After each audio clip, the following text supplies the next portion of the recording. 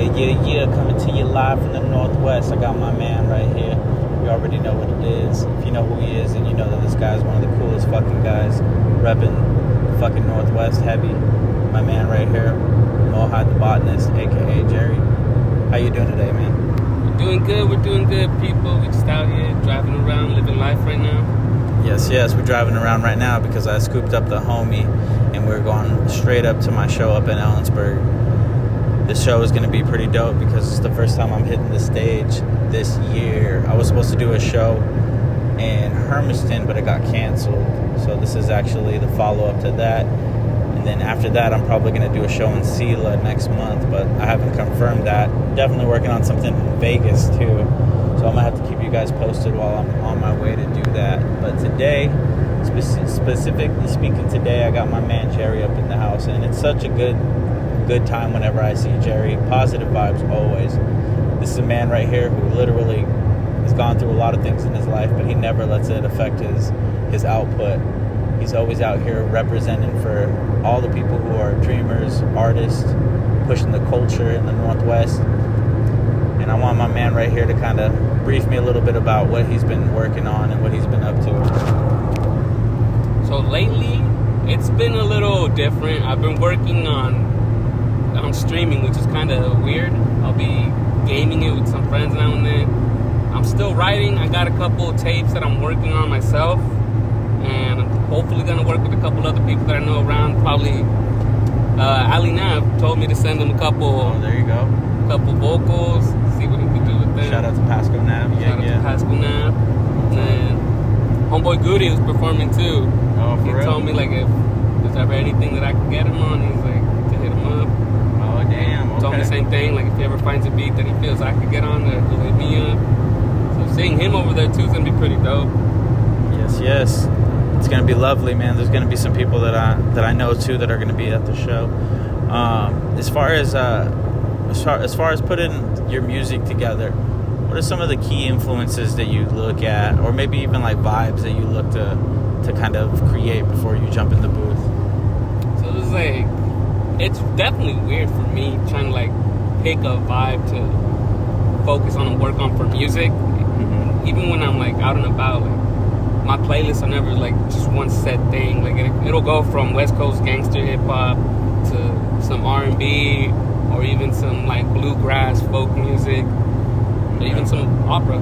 And so like I'll listen to all these different vibes just to kind of see where I'm at. Okay. Internally and mentally, emotionally, see where I'm at and what I feel is going to come out easier. Yeah, I feel that, man. I think that, the mind, body, and the soul has to play a part in the creation process too, because that's what the vibe is all about for me. It's really like aligning the three, because the soul doesn't come out unless the body and the mind are right. You know what I'm saying? If they're in agreement in whatever situation that you're in. And don't get me wrong, the soul definitely plays a subconscious part of deciding what's right or wrong for your life. Because you know how you see the cartoon depiction of a devil and an angel on your shoulder, trying to get you to make the right decision. Well, I think that's one of the components of the soul, because the soul definitely has the wisdom that's supposed to transcend you from this life to the next. But I also believe that the soul has flavor and personality. That's why they call soul music, because we're able to reach deep within and channel, vibes from our ancestry to help us, whether it's, in life or death situations, or whether it's, bringing some creative elements to the table, so to speak. What would you say about the soul? How do you feel about the soul and how it plays a part in your life and how you dictate your life?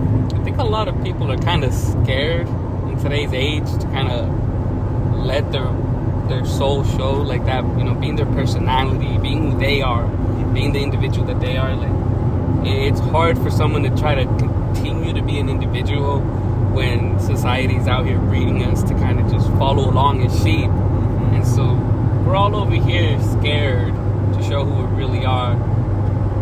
But the whole time we're growing up, they keep telling us that we're these beautiful individual people that need to shine, that everybody's gonna shine. And then we're just kind of thrown into the world, and then the world just kind of starts breaking apart your soul. It tries, because some people are able to maintain their whole heart, soul, mind all intact together. Mm-hmm. But the world's just out here trying to destroy it. Society's out here trying to destroy it, and a lot of people just, it's kind of like what Mac would say in his videos, go out there, show love, give love. That's one thing this world needs for like our souls to prosper. If we don't have love in this world, we don't really have much. Yeah, that's true, man. I love that you brought up Mac Miller. Mac Miller's always been one of my greatest influences when it came to my later years. When I was in the game already trying to get my traction, I thought Mac was a really interesting character. I thought that there was something so genuine about this guy that he was able to kind of like skate through the industry from the underground to the mainstream, work with every artist that he ever wanted to work with, drop whatever music that he ever wanted to drop, and maintain, a very decent, loyal fan base. And you can only do that if you're true to who you are. And just like a lot of us, he was a tortured artist. He went through so many things that he tried to numb with maybe substance abuse, self-destructive behavior. And I relate to that artist, and I feel like he helped create an even more personal version of the style of rap that he was doing. Because there was a lot of rappers who were rapping about Adderall and pills and all. That was like the thing when Mac was coming up, to the point of where when Mac passed away, unfortunately, you did see a lot of those kind of artists also vanish too. Because if there's no Mac Miller, then a lot of the rappers that were following in his shadow, they didn't really have a light to guide them. So I've seen that happen a lot with a lot of different artists, but Mac specifically. What can you tell me about Mac Miller and his effect on your life through your music? I think that's one thing like I look at a lot. Like artists like Mac and Michael Jackson at that. Like they left not just a legacy behind, but they just left so many memories with their fans. And it's like these, especially with Mac, when he was able to be so social with everybody on social media and still mess around with them, act like they're friends and everything. And I think that's one thing that I kind of carried on to how I am at shows, was just like, whoever comes around, I'm gonna make sure they feel welcome. If there's somebody sitting alone, grab them a drink. Hey, bro, you okay? You all right? Mac kind of made me see myself for the person that I want to be. And then when it came to music, he really made me branch out more. Instead of just trying to make rap now, I'm trying to sing now again. I'm trying to harmonize again. And then I found my old guitar and I picked it up and started playing a little bit again. And now I'm asking my uncle to see if he still has an old drum set so I can get that going again. And it's just going from being a rapper to being an artist is kind of what I took from Mac. It's like growing as an individual, consistently growing, even when people aren't watching, even if they're not praising you. Like, just be happy that you're out here doing what you're doing, and if it affects someone's life, make sure that you're affecting it in a good way. Yes. No, I agree with that 100%. The fact that you said that he showed you like his own personal evolution, and it kind of helped you, with your own personal evolution. I think that's growing with an artist, like 100%. Like it's almost the exact definition of growing with an artist or a group or a band or whatever it is when they touch your soul to the point of where you are so connected with them that you feel like you're going through what they're going through. And then inevitably when someone passes away, like the fucking like the 27 Club, next thing you know, you feel the darkness and the void, which is their lack of existence, because you followed them for so long that you feel their death just how everybody feels someone's death in real life, and it becomes a lot to bear. You know what I'm saying? So when we have people like Mac Miller, we have to cherish them. I felt the same way about Chester. Chester Bennington. Yeah, I think do I go straight or I just go straight? All right, cool. I felt the same way about Chester because like I was big into Linkin Park, and they were part of the reason why I have such a rock like aesthetic with my hip hop. I mean, the way I look at it is like it's like a hybrid of rock and like hybrid theory. You know, it's a hybrid of both rock and rap, because you have the aggression and attitude of rock, and then you have the smooth poetry flow of hip hop, because a lot of the aggressive stuff came from the mental health angle of it, rather than the societal pressures from, you know, the police or whatever was commonality in hip hop. But I did vibe with all those music. I think that I was literally a fan of hip hop before I even rapped like my first real bars. Like, I was a student of hip hop. I studied the 80s, the 90s, the 2000s. I mean, the 2000s is like my graduation, literally, because I graduated in high school, right? But like, I also graduated from being a full-fledged student only. I think that after high school is when I started showing my music off and doing shows a lot more frequent, and that's what I consider my college years, because I was doing a lot of partying and rapping too as well, and that can't last forever, right? So when that ended, then I had to do a rebrand, because it didn't feel right to continue to try to make the music that I had been making so aimlessly and with lack of actual substance and meaning. So I had to really rebrand myself, and I asked myself, like, what is my end goal here? And if my end goal is to put the Northwest on the map in a way that I can be proud of, then I would have to change my name to something Northwest. So Victory Northwest really was the statement, was the mission statement. And so I took Tory North out of Victory Northwest. It breaks perfectly right out of the two words. So I did that, and that's how I was able to rebrand and grow as an artist. Because people say, like, how the fuck could you do this? Like, how could you rap for these many years? And you know, not saying that you haven't been successful, because, you know, you find your own route of success, but how are you able to stay passionate about it? And then what I always said is, it wasn't what I could do for the music.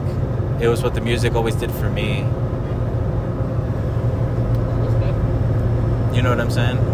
Like, I think that was really important, because at the end of the day, the only thing that I really wanted to do was create music,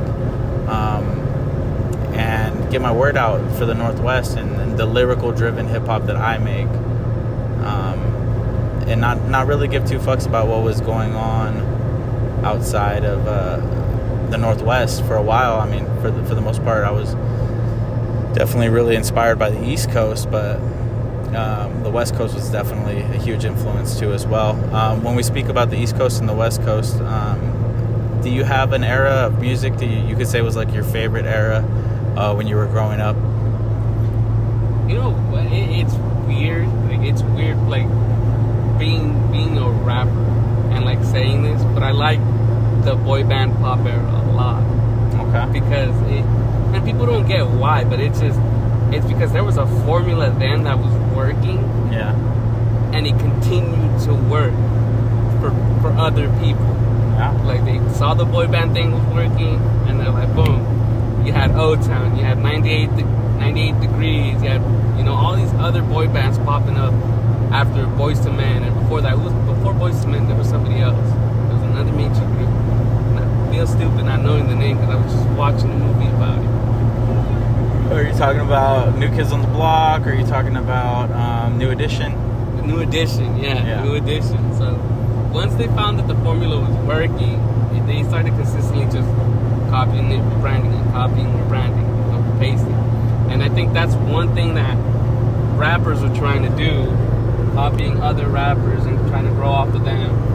And so it was just kind of like seeing it then and comparing to what everything that's happening now with the industry. It's just like, yeah, it's a crazy sight, and it's crazy to hear that I say the boy band era because of that, because people saw how to make a formula out of the music industry. Yeah. And then grow it. And I wonder if that was initially the first start of that, or if maybe even K-pop goes back a little bit further than that. But yeah, there's always been a formula about cracking the psyche of childlike or childhood obsession from a marketing standpoint. And when you say it that way, it sounds, you know, creepy, but no, definitely. you know, But that's what it was. I mean, they wanted to get to the parents' money, you know what I'm saying? And the way that you do that is by influencing the child. So they would go in America's malls and they would look for, you know, we need this prototype, we need that prototype, we need this prototype. And they would hope that as long as they got them within a close proximity of each other, then it would be pretty easy to get these guys together on a group-like sort of basis, and kind of like an after-school, you know, program or whatever. That's why they would start going looking for these guys in the middle of the fucking like summer or before summer, because then you could really try to put them together before school started. And then they had a lot of guys who did schooling on the road and homeschooling and stuff like that, just so they could get an album done. And to tell you the truth, a lot of these groups weren't really known until the album was done, because then when you have the final product, then you can market somebody. But before then, you just have a bunch of guys or girls even. So yeah, I think that that's a very underrated time period outside of just music. I mean rap music, because you know how they say rap music's always been the most popular form of music for the last 30 years, until recently when country kind of took over, which is pretty amazing. That's a whole different conversation in itself, because that's something like there's a lot of a joke, but it's just like that's an amazing thing. It's like there's a lot of socio-political reasons why that is, but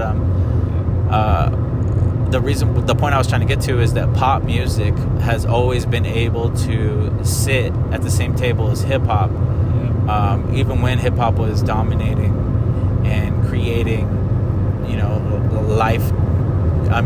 genre like decade defining music, like Titanic, or not Titanic, that's a decade defining song, right, for the 90s or whatever.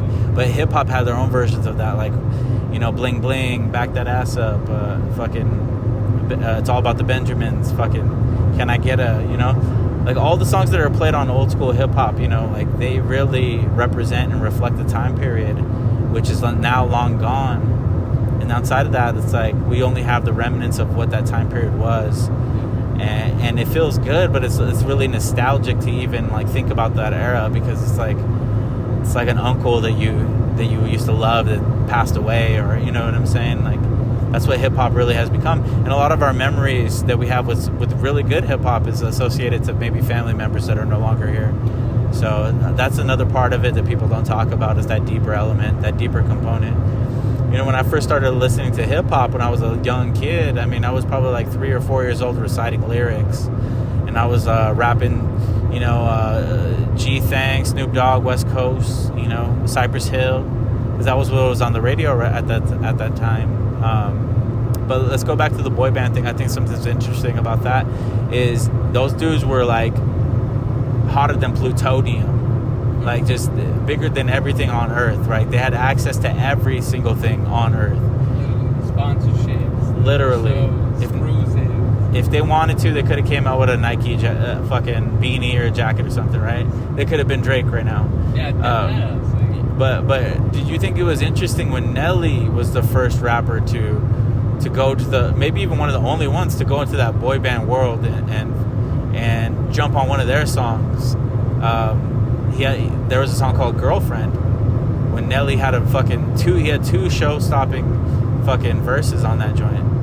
I don't know if you remember Girlfriend. Yeah, I remember that. That was around the time period where Nelly was just insanely on fire. Like, I don't know why, but the baby kind of reminds me of Nelly sometimes with the way he moves and you know, the way that he's a heartthrob and shit for the female, you know, demographic. Yeah, definitely. So like when I see Nelly back then on Where's the Party At, and you know, fucking that song, and you know the features he was doing at that time, Nelly was on fire, bro. Like people don't remember that Country Grammar sold 8 million, you know, in America. He sold the same amount of records that fucking 50 Cent did before 50. And then Eminem also went diamond twice, like in the span of like the next genre or the next decade that followed. So what do you think about like Nelly and Ja Rule, like that time period in the 2000s when they were coming out? Do you remember if your family, friends, whatever, were impacted by that era of R&B infused hip hop? Yeah, most definitely. I remember waking up and like my brother having the stereo ready because TRL was on, and he'd have to throw the cassette in, record the favorite songs and everything, make a song for, mixtape for his fucking girl. Yeah. And it's just like, even to this day, the mixtape concept is still there. Like, it's influenced, it's still out there. Like, people are still making, instead of mixtapes, they're playlists. People still make mixtapes, though. There's still people that burn CDs. They do all that, but it's just crazy how that's still out there. And That's then so true. with the whole pop thing, how they can still sit at the table, like, even to this day, like, the whole pop era thing, like, Lil Nas X, even though most people don't consider him a rapper, Yeah. like, he's more of a pop artist because of the type of songs that he made. But he's still over there sitting at the same table with all those other rappers. Well, not all of them, because of certain vibes and whatnot. Yeah. I mean, even now, like, who's another one? Ed Sheeran. Ed Sheeran being the pop artist that he is, and having the respect from, like, Kodak Black. To be able to take a picture with Kodak Black's pendant in his mouth, like that's lit. Like, to be able to do that. The influence is still there with pop and hip hop. Like, they're still so heavily involved with each other. It's just a beautiful thing whenever you actually get like a good chart topping song. Like, so I would say, like, right now with all the artists, like, it's more Spanish artists that are popping off when it comes to the actual singing. You got Maluma, you have Nathaniel Cano, Peso Pluma, you have Yaritza from Yakima. Even with all that drama about the cartels saying that she can't come back to Mexico, I mean, she was popping off for a bit. What's the story behind that person? Yaritza? Yeah. I don't know. I just know that she was from out here in Yakima. Or are you talking about, like, the whole... Yeah, the whole controversy. Wasn't there a controversy? So what it was is, like, I was seeing clips of, like, her snaps or something. Like, she was in Mexico. They were visiting. And, like, something about... There was another... Like, they went to visit. And they got... Over there, it's, like, liquids are in a bag. Yeah. That's just the thing. That's just how it is. And when they got their sodas... They kind of looked at the vendor with this, like, not disgusted face, but kind of, like, uneasy, like, yeah, they felt weird. And so a lot of the Latinos in the community were like, this is what we have representing the Mexican culture, like, this isn't, like, that's where your parents came from, that's where your grandparents came from, that's where your blood came from. Like, I get that people felt disrespected, but it's like, they're still kids. Yeah. They're kids, they're still learning. Yeah. And so, you gotta give them that space. You gotta give them that room for error because they're kids. They're young adults growing in a world that, shit just hit them with this fame. And now they're being watched by everybody. So it's just like, it's kind of crazy how all that went down. And people are saying that the cartel's looking at them and telling them that they can't come back. When there's actual artists like Peso Pluma, and I think... I don't know if it was Junior H or Nathaniel Cano, I forgot which one. But one of the artists got a note on stage that told him that he had to stop singing the song, just like Chalino Sanchez did. Yeah. And he was like, well, fuck it, they're gonna kill me, play the song. And then with Peso Pluma, what happened with him was they literally put a whole banner like in front of him that said, oh, we send our regards. And I was just like, wow. Those are artists that are, like, being watched by the cartel, not Yaritza. Like, they see this group and there's just kids. Yeah. Do you think that a lot of that is just like online keyboard warrior type shit? I think it is. People make things out to be what they're not, and like with headlines too. You'll see crazy ass headlines on X. I'm glad that you reminded me that it's X now. I was about to say Twitter too. So you'll see it on there, and it's just like, Drake's illegitimate child, blah blah, and it's just like, it's an article from way back in the day about his son, and it's just being like rebranded, and it's just like, it's goofy. Like, a lot of the stuff that's happening in the world today that people are reading, it's just goofball shit. It's just a bunch of goofball shit. So, like, they're getting their news from social media, and I'm just kind of like, I get that you can't fully trust the news, but there's other outlets, there's other there's other sources, you know? You don't have to stick directly to one source. Go to other sources, build your thesis, and then go from there. Like, believe what you know is there. Believe the facts. What do you think? What do you think is the issue then? What do you think is the issue that's creating the masses' consensus and behavior, as far as like large majority of people are acting the same, behaving the same? What do you think is the reason for that? I think it's fear. You think it's fear? You know what I think it is? I think it's laziness. Because like, if you're not looking into things or doing research, it's because you just want whatever makes sense to you to be on the very top of whatever you're looking at. So that's how the headlines get taken and ran with, you know? Yeah. That's why clickbaiting is a business model. You know, you can make a lot of money by just titling your shit deceptively. And that's what the news has always done, because the only reason you can sell newspapers is because you've made people want to, you know, sit down and open the fucking newspaper up and start reading. You know what I'm saying? If you're able to do that type of shit, then you're able to definitely do it online. I mean, the newspaper business has been around for over 100, 200 years. You know, in America, maybe at least, maybe even it goes way, way further back if you go into like European and, you know, other countries and stuff, But I think the whole idea is to you know that people are sheep, right? That's why there's always like a big dialogue about sheep when it comes to the news, and how the news is always able to be controlled, or the news is always able to control the sheep, because the sheep are the mass migrators of whatever is being propagated at the time. You know, the sheep are going to move to the left or to the right depending on where you feel or where you project the fear to be at. Like, for example, we're about to go into 2024's election, and people are like, oh, do you think that they'll fake an alien invasion to make sure that Trump doesn't win political office? Like, alien release presses that other countries have had. And I was like, yeah, I think so. I think they would try to fake some sort of event in order to make people not go out to vote for whoever they're going to vote for, you know? I think they'd rather just have the whole the whole process abolished. I don't think that they want to give people the chance to have a say in how their life is going. I think that's what the whole New World Order is too. I mean, if we're going to be honest. In 10 miles, continue onto US 97 North. Little interruption. But the whole New World Order thing is, and it's funny how I said that and I got interrupted by the GPS too. That was kind of funny. They hear us. Yeah, see, the whole New World Order thing that I think is really interesting is you want to get people alone with their devices, because then they're not going to fight back. They're just going to follow the instructions on their devices. And the way that you do that is by getting rid of all political discourse. So people want to say the legacy media, it's a good thing that it's dying, like ABC, NBC.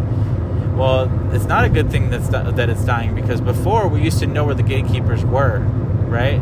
Because we could see them. We knew where they were. They were on top of the pyramid, and they had a fucking eyeball, right? But now, if the gatekeepers are blended everywhere, then you don't know if Mr. Beast is on your side or not.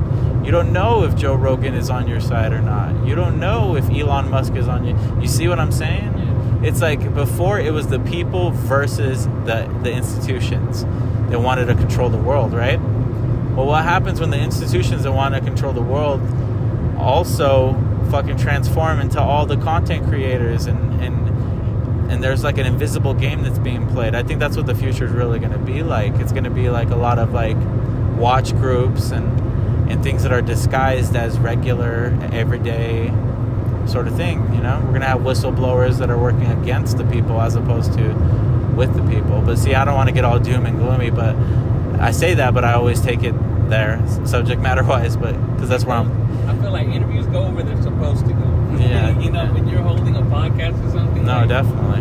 It's where the vibe's at. We were talking about conspiracy theories and everything. Yeah. Let's keep going down that path then. What is your favorite conspiracy theory?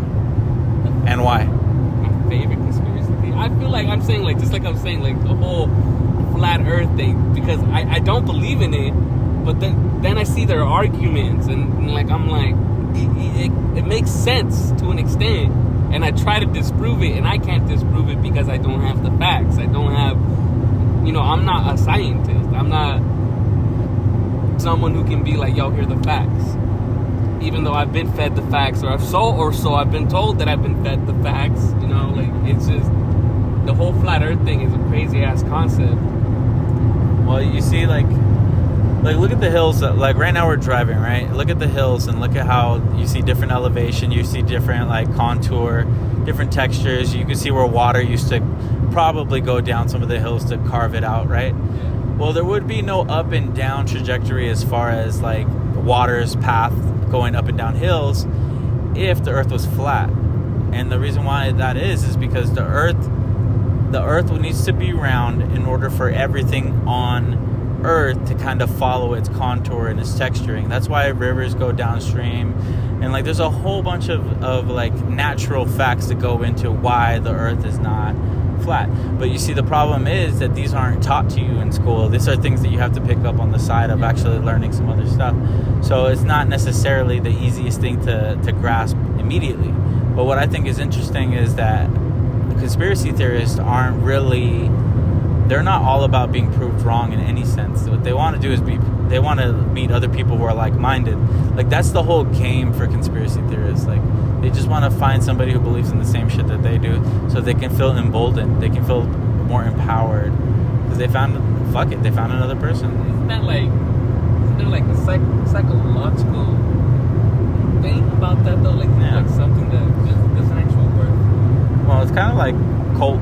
It's kind of like cult following shit. Because if you look at it, the cult people, they just want a place to belong, you know? A lot of people that are in cults are people who have been like ostracized from society in some sort of way. Like maybe they have a personality disorder which doesn't allow them to you know, mix and mingle amongst people who would normally be considered, you know, peers or friends or whatever. So they get ostracized, and then they might have some peculiar things that they're into, and unfortunately, if those things have any kind of like connection to money or anything like that, then they can end up in the grasp of a cult leader. Because the whole cult leaders idea, the whole thing about cult leaders is that they want to give you salvation. They want to give you the message from the higher up, right? But in exchange, you have to give them your loyalty. You have to give them your autonomy. You know, it's basically like what people do in high school when they want to create friend groups, right? Yeah. They start fights amongst the groups, among other friends. You know, they start narratives to get people on their sides and shit. Like, it's pretty wicked shit, man. But that's what cultism is, you know, and religion to a certain extent can lead into the cultism sort of thing, because people want a place to call home, you know, as we're pulling into Ellensburg over here. I think at the end of the day, too, with cults and religion, it's just people want someone other than themselves that they can kind of necessarily put the weight on when it's too much for themselves. Need a shoulder to lean on. Need a shoulder to lean on. And yeah, they look for their Messiah-like figure to carry the weight for them. And I think that's one thing with like being alone the last couple months. Like, I had like, even though like sometimes I'll be like looking up and like praying and like, you know, doing what I was taught growing up. Like, I kind of ended up just realizing like, hey, like, he's not gonna be able to pick me up. Even if I do believe in him, I gotta pick myself up. Yeah. I mean, it's like people who think that the law of attraction or manifestation is just thinking about things. Thinking about things that you want to happen. Yeah. I mean, that's like not even 15% of it. I'm speaking into it, you know. Yeah. Working into it. You gotta actually move. You gotta get up. You gotta generate electrons. It's all like the word electromagnetic beings. You know what I'm saying? So we have to be able to charge up the manifestation that we're looking for. That's why they say if you're gonna pray for something, get up and go get it. You know, pray for it so that it becomes possible, but then get up and then go find it. Because just because it's possible doesn't mean that it's on a conveyor belt heading your way. You know what I'm saying? I think that's what like that's a good point where you could put in the whole scientific theory of for every action there's an equal and opposite reaction. So if you're not doing anything, you're not gonna get anything. You're not working towards anything. You're not putting forth an effort. What's the energy that's gonna come back if there's no energy that you're giving? Yeah, no, 100%. I'm a big believer in that. In 2 too. miles, continue onto US 97 North. All right, so we're getting pretty close here, so we're gonna go ahead and wrap up this podcast. But yeah, well, Jerry, where can they find anything that you've done online that you want to showcase? Well, I'll be streaming on Twitch. Look me up, Mohi The Botanist. We'll be talking about some of the music coming out. I also have something I'm working on with a graphic designer out of Texas that I'm hoping to get out by the end of next year. Yes. You heard it here first, man. Be on the lookout for my man Mohi Botanist, aka Jerry. And that's it. We'll holler at you next time.